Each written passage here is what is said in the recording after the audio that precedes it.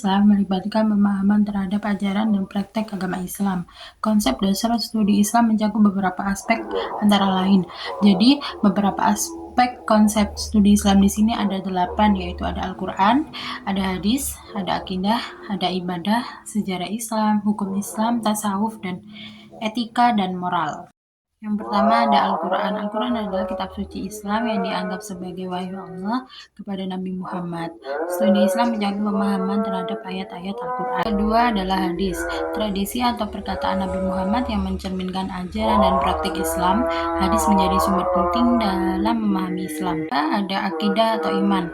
Keyakinan dasar dalam Islam seperti keberadaan Allah, malaikat, kitab-kitab Allah, rasul-rasul, hari kiamat, dan takdir. Yang keempat adalah ibadah. Praktek ibadah termasuk sholat, puasa, zakat, haji, dan amalan lainnya yang merupakan kewajiban umat Islam. Atau fikih. Studi tentang aturan dan tata cara dalam Islam mencakup aspek hukum, moral, dan etika.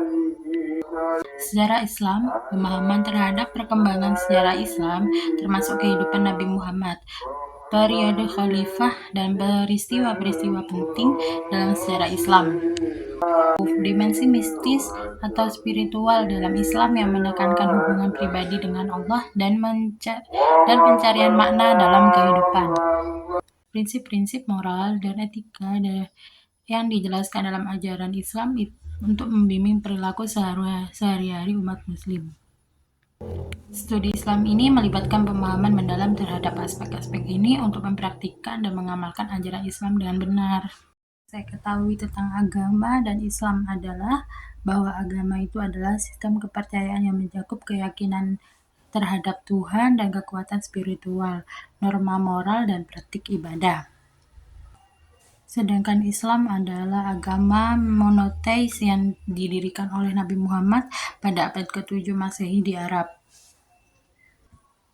Al-Quran adalah kitab suci utama dalam Islam dan 5 rukun Islam mencakup syahadat, sholat, puasa, dan haji. Muslim percaya pada keadilan, kasih sayang, dan taat kepada Allah sebagai prinsip utama dalam hidup. Studi Islam melibatkan beberapa bidang kajian, beberapa di antaranya meliputi ilmu Al-Quran dan tafsir, mempelajari teks Al-Quran dan metode penafsirannya untuk memahami ajaran dan nilai-nilai Islam. Ilmu hadis mengkaji riwayat dan pernyataan Nabi Muhammad yang sering menjadi hukum kedua setelah Al-Quran. Yang ketiga ada fikih.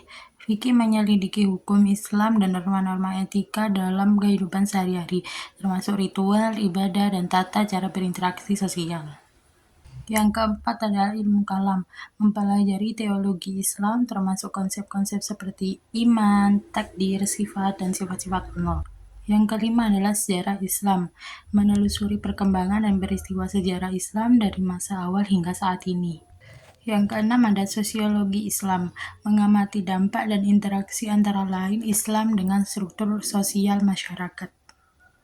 Yang ketujuh, ekonomi Islam, memahami prinsip-prinsip ekonomi dalam Islam, termasuk zakat dan larangan praktik riba. Seni dan kebudayaan Islam, mengeksplorasi seni, arsitektur, dan warisan budaya Islam yang mencerminkan kekayaan kreativitas umat muslim. Yang kesembilan, psikologi Islam, meneliti aspek psikologis dan kewajiban dalam konteks ajaran Islam.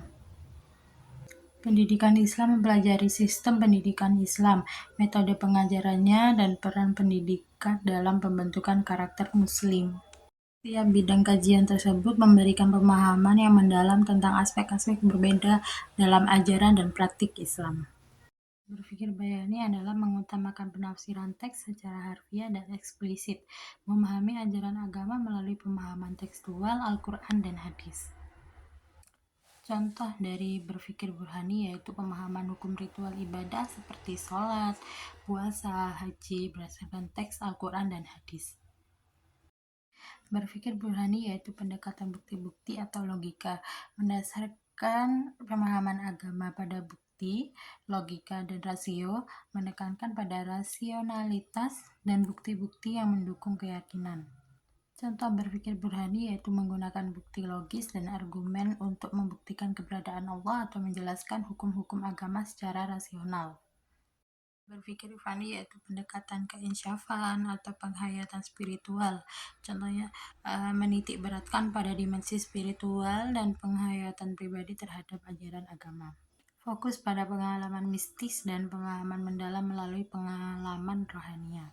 Contoh dari berpikir irfani yaitu memahami makna-makna mendalam dalam ajaran agama melalui pengalaman spiritual seperti konsep tasawuf dalam Islam. Studi Islam mencakup berbagai aspek yang terus berkembang seiring waktu. Beberapa poin yang mencerminkan dinamika tersebut. Berikut beberapa poin yang mencerminkan dinamika, yaitu yang pertama kontekstualisasi, yang kedua interdisiplin, yang ketiga globalisasi, yang keempat pendekatan kritis, yang kelima perempuan dalam studi Islam, yang keenam teknologi dan media, yang ketujuh reformasi pendidikan, dan yang terakhir adalah dialog antar agama. Kontekstualisasi. Studi Islam selalu berusaha mengkontekstualisasi ajaran-ajaran agama dalam realitas kontemporer. Ini mencakup respon terhadap perubahan sosial, politik, dan ekonomi. Disiplin, yakni terdapat tren menuju pendekatan interdisipliner dalam studi Islam di mana konsep-konsep agama dikaji bersama dengan ilmu-ilmu sosial, humaniora, dan sains untuk memberikan pemahaman yang lebih komprehensif. Globalisasi adalah telah mempengaruhi studi Islam dengan membawa tantangan dan peluang baru. Studi tentang pluralitas budaya, dialog antar agama, dan hubungan internasional menjadi lebih relevan. Yang keempat ada pendekatan kritis, yaitu munculnya pendekatan kritis terhadap tradisi Islam yang mengajak untuk merenungkan kembali interpretasi tradisional dan mengeksplorasikan variasi pemahaman dalam kerangka kontemporer. Perempuan dalam studi Islam. Peran perempuan dalam studi Islam semakin diakui dan diberikan perhatian lebih. Terjadi penelitian yang lebih mendalami mengenai kontribusi perempuan dalam bidang ilmu keagamaan. Keenam adalah teknologi dan media. Peran teknologi dan media dalam penyebaran informasi juga mempengaruhi studi Islam. Akses ke sumber daya online dan perdebatan di media sosial mempengaruhi dinamika diskusi keagamaan.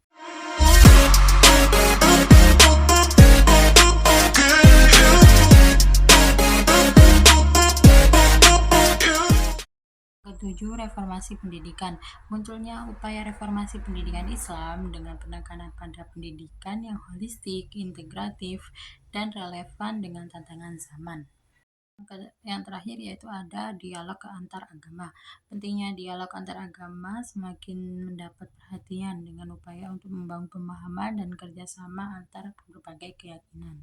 Indonesia terdapat beragam aliran dan organisasi massa atau ormas besar dalam Islam. Beberapa di antaranya melibatkan pemahaman agama yang berbeda atau memiliki fokus kegiatan yang spesifik.